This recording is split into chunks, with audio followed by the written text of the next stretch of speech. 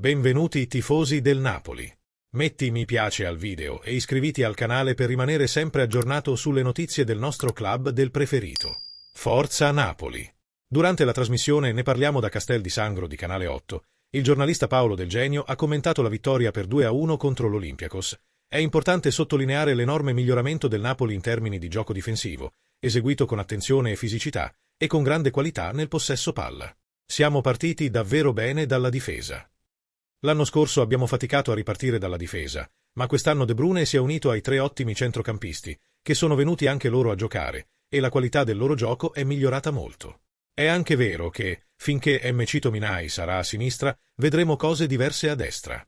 A destra c'è una tendenza con Politano e Di Lorenzo. A sinistra sta cercando più posizioni interne a destra. Quindi vedremo se cambierà qualcosa con Gutierrez quando giocherà. Milinkovic? L'hai già detto, non ho capito perché fosse lì. Errori e incomprensioni vengono dopo, non capisco perché fosse lì. Ma non cominciamo con i Meretti o i Milinkovic, con tutti che aspettano che gli altri commettano errori. Noi siamo tifosi di idee, non del Napoli.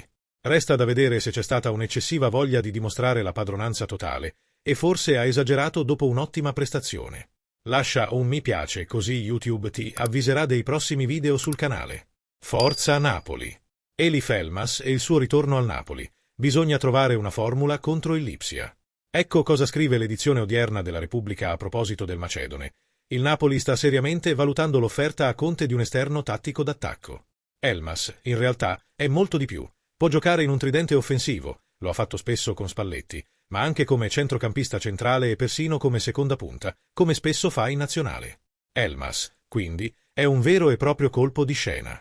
L'interessato vorrebbe tornare a vestire la maglia azzurra e ha detto si ha la possibilità di un trasferimento clamoroso. Se n'è andato a gennaio 2024, ma ha lasciato un ricordo indelebile nei tifosi. La fattibilità dell'accordo è ancora incerta. Il Napoli sta cercando di ingaggiarlo in prestito, un'opzione che il Lipsia ha finora escluso.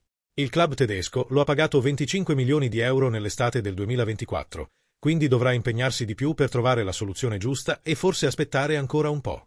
Cosa ne pensi, tifoso del Napoli? È un buona occasione. Giocatore? O no? Voglio sapere la vostra opinione qui sotto nei commenti. Lascia un mi piace al video e iscriviti al canale. Forza Napoli!